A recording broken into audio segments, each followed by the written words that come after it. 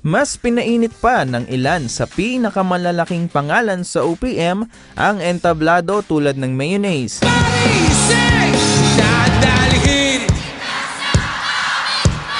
Dilaw, Sa'yo, laging ikaw. Silent Sanctuary, Di ko maintindihan ang nilalaman ng puso. Zack Tabudlo,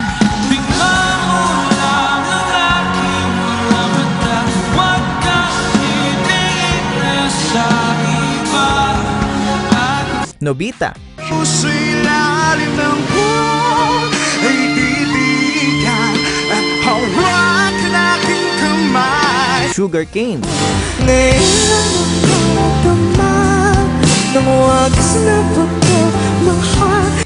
Jumanji, Is it all in my mind? 'Cause it seems so hard to believe that you're all I need. Angela Ken,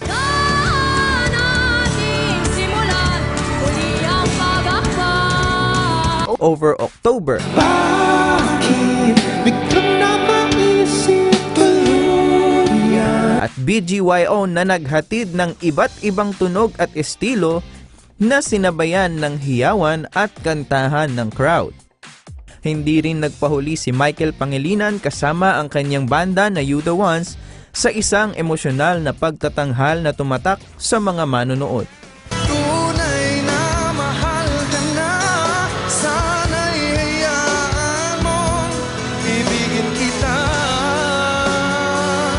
Samantala, isa sa pinakahihintay na bahagi ng gabi ang pagbabalik ng Four of Spades bilang kompletong grupo, isang performance na naghatid ng matinding nostalgia at walang kapantay na energy, dahilan upang maging mas espesyal ang pagtatapos ng event.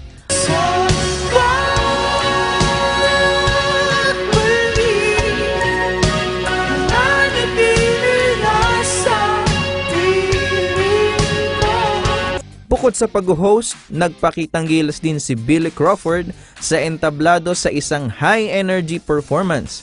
Kasama niya sa pagdadala ng programa ang kapwa hosts na sina Tony Pet Gaba, Pia Guanyo at Via Alvarez na nagbigay saya at sigla sa buong gabi. Dinagsari ng iba't ibang summer activities at interactive booths sa paligid ng venue na lalo pang nagpasaya sa mga dumalo.